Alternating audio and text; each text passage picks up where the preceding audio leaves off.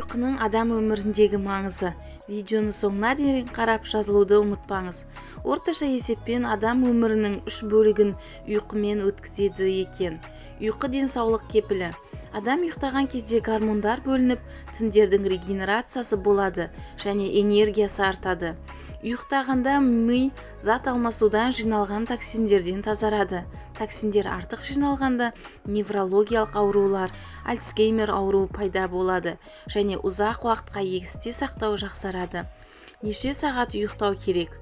Ұйқы уақыты жасқа байланысты.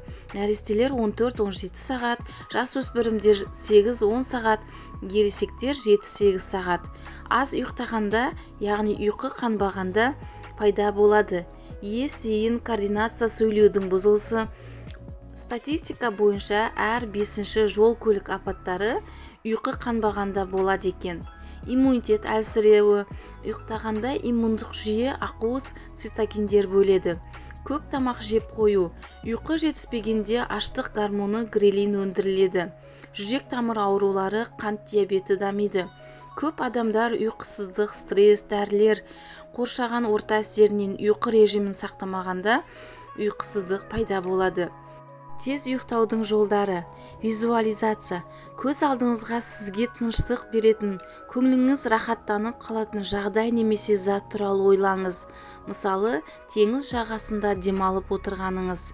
Екіншісі аутотренинг. Өзіңізге қайталаңыз, мен ұйықтап жатырмын деп. Үшінші, терең тыныс алу керек. Төртінші, атмосфера. Жататын бөлмеге жағымды иістер, әдемі төсек, таза ауа болу керек. Бесінші, бүгін таңертеңнен кешке дейінгі болған оқиғаларды мидан шығарып тастаңыз. Адам түнгі ұйқыда 25-30-ға дейін ұйықтау қалпын өзгертеді. Егер стресс, ауру болса 100-ге дейін өзгертеді. Адамдар әртүрлі қалыпта ұйықтайды. Ет бетімен, оң жақ бүйірі, сол жақ бүйірі арқамен. Шарана тәрізді ұйықтау ағзаға пайдалы екен. Тізе аздап бүгіліп, энергияны жақсы сақтайды. Ұйықтағанда қай жақпен жатқан пайдалы. Ғылыми және медицинада да оң жақпен жату организмге пайдалы және дұрыс болып саналады. Денсаулыққа пайдалы және ұйқы сергек болады. Сол жақпен жату жүректің қалыпты жұмыс жасауына кедергі келтіреді.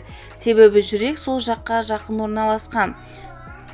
Оң жақпен жатқанда артериалды қан қысымы төмендеп, жүрек жиілігі төмендейді. Бұл жүрек ауруы бар науқастарға пайдалы. Сол жақпен жатқанда жүрекке салмақ түседі. Оң жақпен ұйықтағанда адам жақсы ұйықтайды. Ғалымдардың айтуынша адам миының тазару қарқыны қай жақпен жатқанына байланысты. Адам оң бүйірімен жатқанда ми күні бойы жиналған улы токсиндерден тазарады. Тазалау тиімділігі 10 есе артады. Оң жақ бүйірімен жатқанда ұйқы сергек болады. Сол жақ бүйірімен ұйықтағанда қан қысымы жоғарылап, жүрек жиілігі көбейіп, асқазан ішекте перистальтика күшейіп, сілекей бөлу іске асады. Пайғамбарымыз саллаллаху алейхи уассалам оң жақпен жатқан, пайдалы деп айтқан, өзі де солай ұйықтаған. Күндізгі ұйқының маңызы. Адам тәулігіне 2 рет ұйықтау керек, түнде және күндіз. Күндіз максимум жарты сағат ұйықтаңыз. Одан көп ұйықтасаңыз, ми терең ұйқы фазасына өтіп, күнімен ұйқыңыз қанбай, өзіңізді нашар сезінесіз. Ислам дінінде бесін намазынан кейін, яғни түскі уақытта ұйықтау пайдалы деп айтылған. Күндіз ұйықтасаңыз, ми демалады және кейінгі жұмысты тиянақты етіп істейсіз. Шетелде дамыған кейбір үлкен компанияларда қызметкерлер үшін түскі уақытта ұйықтау үшін орындықтар бар екен. Қытай және Японияның кейбір мектептерінде оқушылар түсте партада ұйықтайды екен. Түсте ұйықтаудан алдын будильник қойып қойыңыз. Сосын өзіңізге жарты сағат ұйықтаймын деп айтып, миды соған сендіріңіз. Түнде ұйықтайтын төсекте емес, басқа орындықта ұйықтаңыз. Ұйқыдан тезірек оянасыз.